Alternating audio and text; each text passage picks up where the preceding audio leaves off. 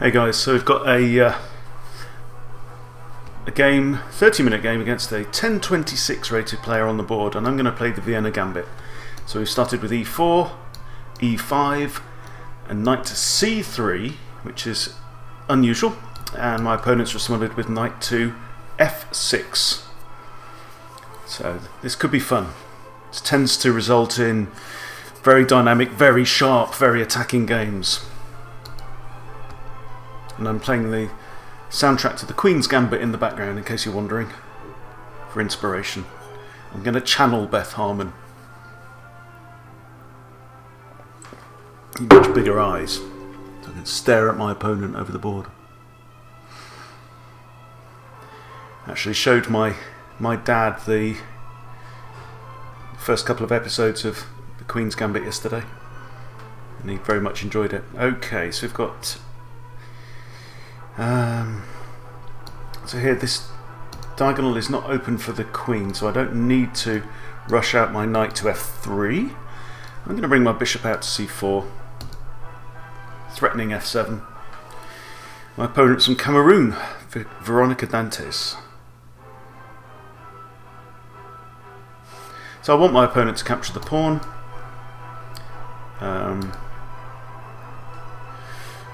Okay, so I've got an option here of exchanging bishops. Pawn will recapture,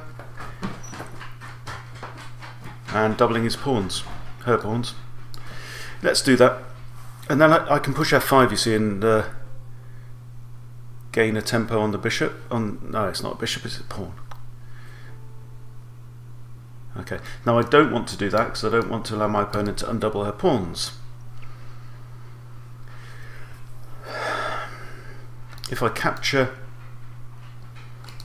yeah, so I could capture here with the f pawn.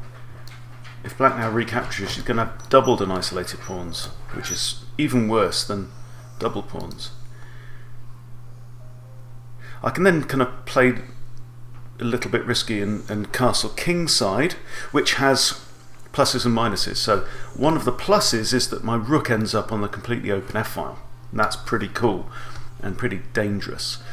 On the negative side, if my king is here on g1, then there are options for pieces to come in with checks and challenges and threats and stuff like that. So I need to decide which I'm going to do.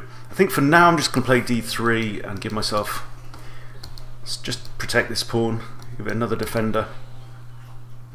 I might bring my bishop out to pin the knight. Okay, I might bring my bishop out. Okay, let's think. So I've got an option of bishop d2, just defending the knight. This board's going to look pretty open. I think it's a good game for bishops, so I think this trade would be to my advantage. And then I am thinking then maybe just bring the queen out and maybe castle. Queenside is a bit safer. So this is not your typical Vienna Gambit game, but I like the fact that I've weakened my opponent's position in those first exchanges. With these doubled isolated pawns on the e-file, that's going to be a weakness for the rest of the game. Okay, so she's decided not to exchange the bishop for the knight, which I think is sensible. I may put the question to black again with a3 to say, what are your intentions? Are you going to keep this bishop? See, this bishop doesn't really have that many options on the board, come to think of it, because this pawn is going nowhere right now and it's really blocking things up, but I guess maybe there. So all of this is suggesting that I really don't want to put my king on g1. And if I'm not going to put my king on g1, then I want to be castling queenside. And if I'm going to be castling queenside, I don't really want to weaken my pawns on the queenside. However, a3 isn't too bad because black only has a dark squared bishop on the board, so a2 isn't that vulnerable. But can we think of anything better? I think obviously knight to f3 would attack this pawn. It's defended once. Knight to e2 might be a possibility. But I think maybe just getting the queen out. So get the queen out here, then think about castling, then kick the bishop away. I think if the bishop retreats to a5, it's going to be pretty much out of the game. Let's say a3, bishop a5. I'm not going to follow up with b4.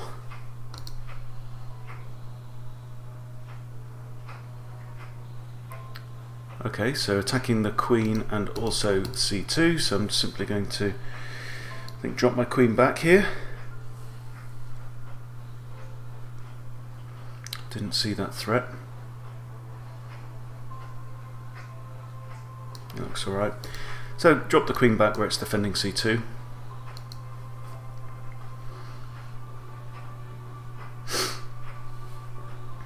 Might bring my knight out now to one of these squares. Either one I think would be fine. I can recapture with the queen, or if on f3 I can recapture with a pawn if he takes, or she. This move with the knight there to d4 is also undefended e5, so that's another reason to, yeah, okay. Right, so with black now castling kingside, then it would be a good thing for me to move this knight on the g file, because then that opens up the g file towards the king.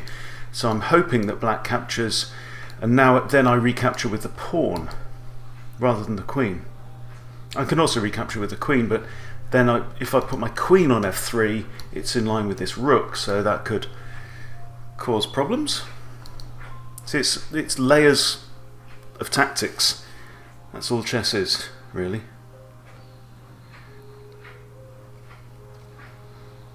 Maybe black's actually hoping that I exchange the knights, because that then means that they get to undouble their pawns. So I don't want to do that.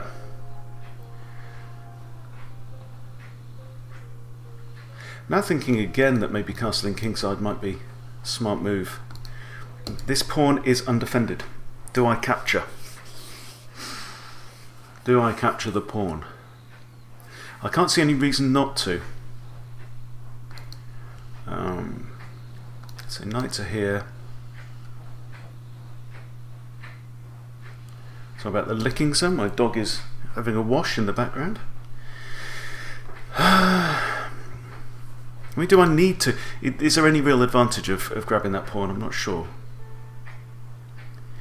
The bishop now has an improved route, having with c6 being pushed here. So I don't see any value really in kicking the bishop around, because it just weakens my pawns, and the bishop just dodges back to here and then focuses down on this side of the board. So maybe, yeah. So I'm going to grab the pawn, and then I may just come back, because what that also does is it's removed one of the defenders of this knight. So now I could consider maybe bishop there, knight there, with two attackers and with only the queen defending. And that would be good for me. So I had a couple of days off, didn't record any videos for a couple of days over New Year, and now I've got the back in the habit. I want to make quite a few videos for you. Hopefully it'll help. So I'm a pawn up. That's not bad. Strengths. I've got a nice pawn structure on the queen side. I've got these two pawns on the king side. That's okay. Black, on the other hand, has a weakened pawn structure. I mean, it's similar, but there's no d pawn. It's missing. It's gone. So what that means is that this isolated pawn on e6 is still a weakness.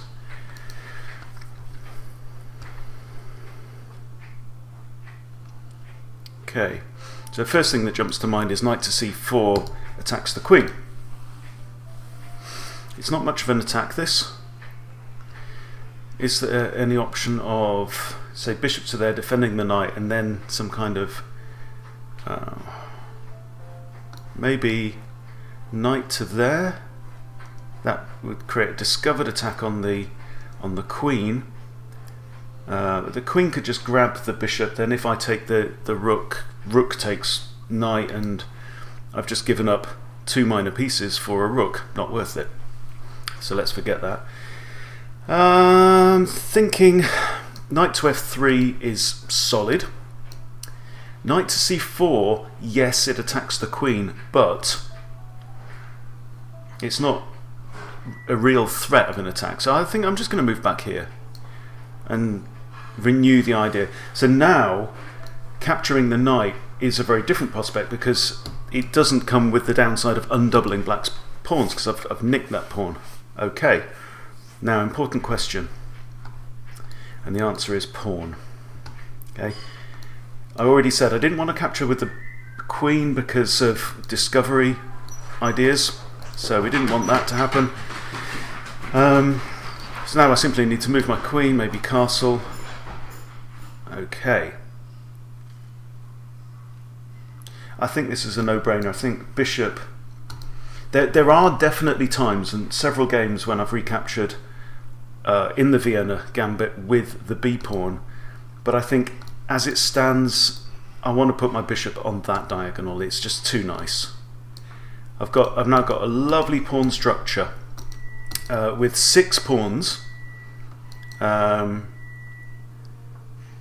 light squares. Okay, that's a decent move. He's blocked the immediate threat.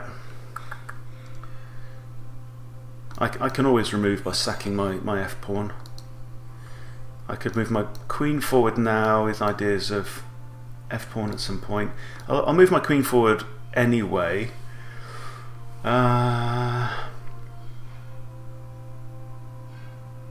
think there. So my plan is to castle. I want to make sure that my a pawn is safe, because it's not attacked right now, so I can castle and then on the next move maybe move my king to b1.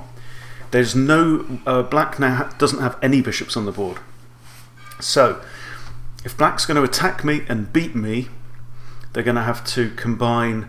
They're going to have to either bring this knight into the game, and the knight's going to struggle because these immediate squares are protected. So the other option is queen in combination with rooks, so one of the rooks or both of the rooks, and right now the rooks aren't really in the game either, so I think this pawn structure is looking very, very nice at this point. So I'm thinking about, you know, rook h over to g1, looking at the g7 pawn. I've got my bishop now looking down at the g7 pawn. I can move my queen across in front of my rook, which threatens mate in 1, and I've got options of pushing f4, and if pawn takes, then it could open up my bishops. So there's definitely some threats there. Okay, this is a reasonable move. One thought I've got immediately is I notice that we have queen and rook on the same diagonal, and it's a dark square diagonal. So maybe my previous move is something I need to revise. So maybe I should have put my queen on d2 so that it protects my bishop, and then my bishop can skewer the queen. However, black's obviously thinking about a pawn storm. So let's say I put queen there and then bishop there. They've simply got c5, which attacks the bishop. So it's not an option. I think a key thing for beginners in chess to think about mastering is that exact kind of thought process where you go, okay, I could do this. This is an attack, and then you have to say, okay, it's an attack, but what kind of attack is it? Is it winning? Is it really threatening? Is it putting pressure on my opponent? Because a lot of attacks that people can play at all kinds of levels, your opponent can get out of the attack quite easily, and very often can get out of the attack by simply moving a piece and improving their position, putting their piece in a better position. So pretty pointless a lot of the time. Okay, so I'd love to exploit this skewer at some point with the queen and the rook being in alignment, but now I don't think is the time. I do need to think, okay, what about this pawn coming forward? I mean, I can play b3 and block this pawn off if this pawn comes forward. I think capturing there is cool because it, you know, we've got a rook and a queen lined up here. So if pawn pushes, I simply recapture and it's a free pawn. And then I've got threats of like capturing the other pawn with a double attack on the queen. Okay, there's only one move to play there. King to b1. I'm not worried about this pawn at all. And I like the fact that black is taking the initiative and trying to come at me a bit. I'm thinking now it's time for rook g1 and to start bringing my own threats into the game. I could also play bishop e3 to put some pressure on this pawn.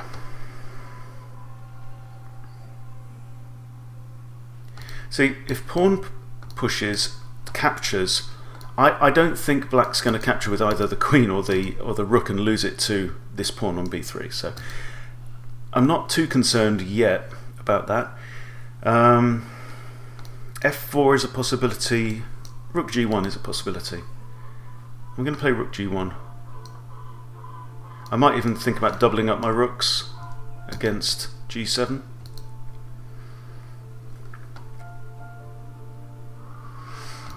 Notice my queen's also undefended, so I need to be careful not to move this pawn, you see. Both queens are actually undefended. So if I could maybe defend my queen somehow, and then I might have options of pushing down. Okay, so now this is saying to me time to just advance with the h-pawn. But do I want to double up my rooks first? Let's double up my rooks first, because that compounds the threat. What that means is that if Harry starts making his way up the board, then these pawns can't go in line with each other, you see. This pawn always has to defend this one. And now we have chickens joining in the fun. Okay, this pawn, obviously, if it goes too far forwards, the rook just grabs it with check. If I have two rooks on here, I've even potentially got the opportunity to burst my way through with rook takes, sacking a rook, pawn takes, and then the other rook takes. It's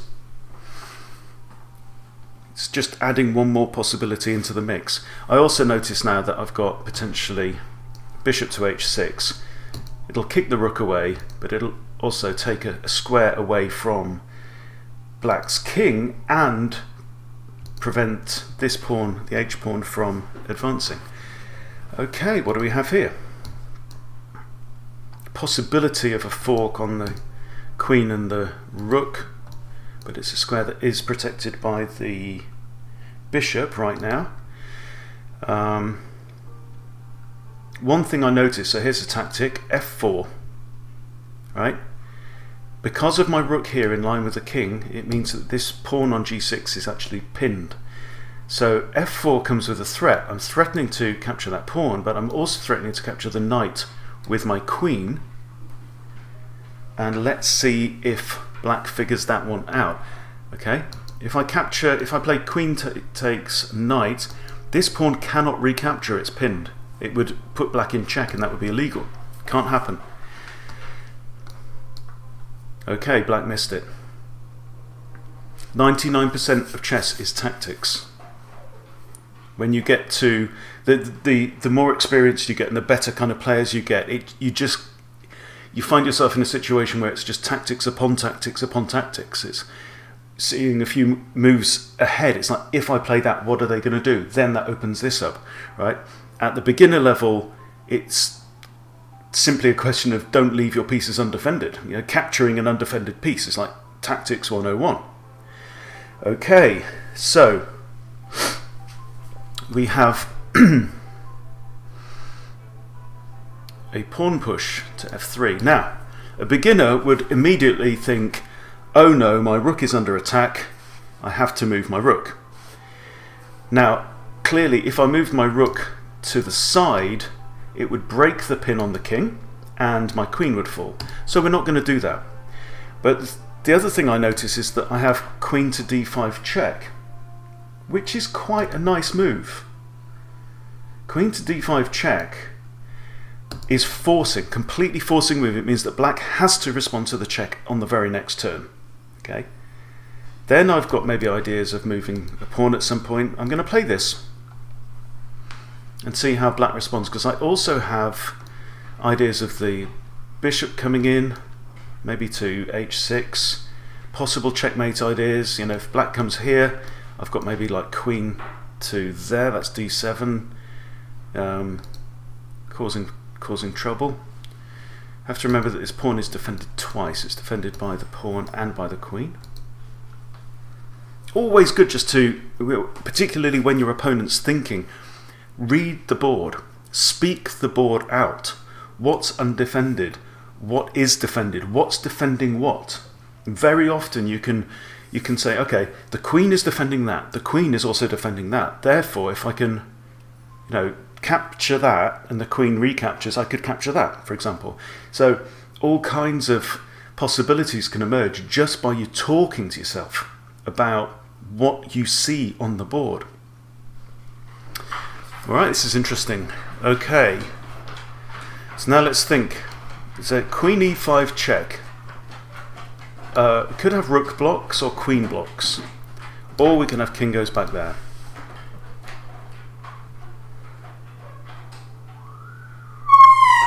Queen e5 check and rook blocks. Do I have rook takes pawn? Rook can't recapture, but the pawn could. Not very exciting. Not really interested in that. I do want to bring this bishop into the match at some point. I could do it now, but then there's potential of my rook falling. So I'm considering maybe rook f2 and then bring my other rook across. That looks kind of solid at this point. So I've got possibility of my queen to there. I've got my bishop to there. Bishop to there is kind of forcing on h6 because it's attacking this rook. It'll make this rook have to make up its mind about what it wants to do. And I think rook to here might create issues because I've got then I've got queen there and then maybe a fork with the bishop on the rook and the king might be an idea. It's also attacking this rook. If this rook moves off, you see. So I've got queen d7. Oh no, that rook is also defended by the queen. So the queen seems to be quite out of the way at this point, but it is doing an important job. Defending the rook and defending this key pawn on g6. But I think there is a natural looking home for my bishop here on h6. Another idea is bishop to e3. Okay. This says to me, double up the rooks on the f file and grab a free pawn. It's also very, very enticing to try and, now that we've got queen and a king on the same dark square diagonal. So can I somehow get my bishop onto that diagonal? Like rook there, pawn takes, boom. That would be winning if I could pull it off. That's undefended. So if I put my rook here, I can capture. And queen captures rook, rook captures queen, rook captures rook, and what that is that we've then exchanged 10 points of material for 10 points of material. But I'm currently 3 points up in front, so that seems to make sense to me. I'm just going to keep it simple. What's got ideas? Yeah, bishop to e3, maybe capture there. Got two attackers, got queen and bishop, and only one defender in the form of the rook. I can't play bishop to there, which I would love to do.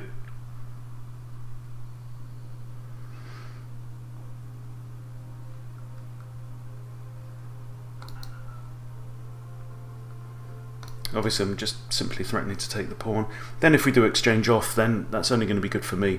However, I do need to be very careful that I'm not going to get back rank mated. Fortunately I have b2.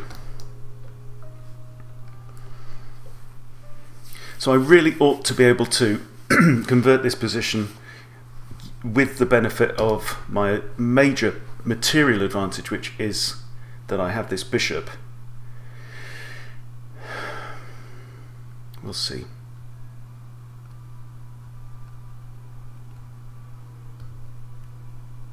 I think one of the biggest mistakes in chess is to think this game is now won. I can now freewheel for the rest of the game. If you ever find yourself thinking that, you give yourself a slap. Because the number of games that I've lost from that exact kind of mindset. You take your eye off the ball, you miss something that's glaringly obvious, and you end up kicking yourself. So don't do that. Okay, we've got 50 minutes remaining on the clock. This is all good. And what's my opponent going to do? Okay. Alrighty.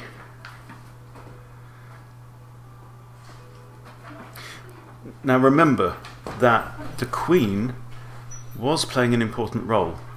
The queen was there, and it was defending that pawn, and it was defending that rook, and it was defending that pawn.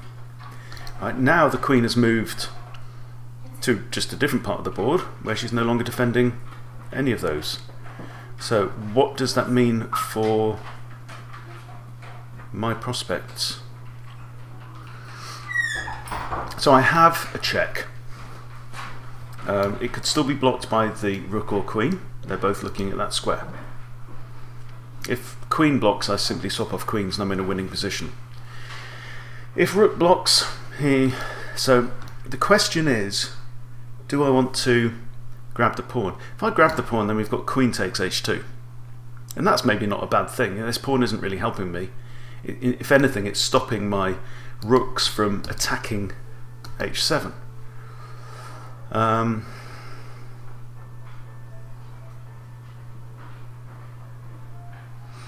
Are there any other tactics here? I'd love to get the queens off the board. That would make life definitely easier. I think I'm going to play that. It does a couple of things. It's a check, so might force the rook to block or the king to move, but again it's adding a defender to h2, and that means that I can capture the pawn, and then queen can't capture there because queen takes queen, wins the game. Almost. Okay, now the rook has pinned itself. Okay, so I'm going to go and capture on f3. This rook cannot capture, so now I have two attackers on that rook, and it only has one defender in the form of the queen. So this other rook is going to have to move to there or there to defend its brother. Then I think I may go in for an exchange. Anyway, chickens in the house. The only thing I have to be careful of is potential back rank by the queen, and I'm not worried about that, so I'm going to go ahead and simplify. I think this makes sense. Got queen's defending that pawn, bishop's protecting that key square that the black queen could go to. There's now a serious threat of discovery.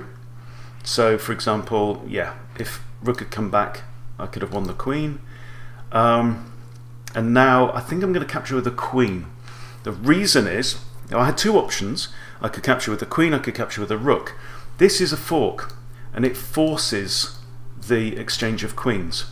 And now, at the end of all that, I'm a rook and a bishop up. So I think at this point in the game, I would not blame my opponent for resigning. And it should be a fairly simple conversion. Not quite sure how I ended up winning a rook out of that, but let's just rewind. Okay, so well, I won a rook because I have three attackers. Three attackers, one defender, right now. Then we've got two defenders. Okay, more attackers than defenders, which means you win the piece. Three attackers, two defenders. Takes, takes, takes, takes, takes. There you go. Okay, pawns come forward. Need to be careful not to allow these pawns to go too far up the board. I have a bishop on that pawn right now, so I'm going to grab this one anyway, which means king is almost certainly going to go there. Then I can come back with check again. Okay, we have a resignation. So there you go. Interesting game. Interesting game. Lots of tactics in there. That's how you beat a player rated 1,000. So if that's your ambition, then you follow along my thought process. And I think one of the key things that came out of that is the idea of talking to yourself through the game, and give yourself enough time to be able to do that. Use your opponent's time, if not to plan your own strategy, which does make sense, but also to tell yourself the story of the board. What's happening on the board? What do you see? What's defending what? What isn't defended? All these simple things. And the more that you practice spotting the things, just read it. Read it. It's right there. It's all there, okay, for you to read. So practice that, and before long, you'll notice that your mind is getting quicker at spotting. Okay, that's undefended. Oh, those two pieces are in line. I'd love to get my bishop onto that diagonal. Okay, how can I get my bishop onto that diagonal? Right, all stuff like that. How many defenders? How many attackers? How many more attackers can I bring in? And the more you do that, the better you'll get. Simple as that. Okay, hope it's been useful. See you soon.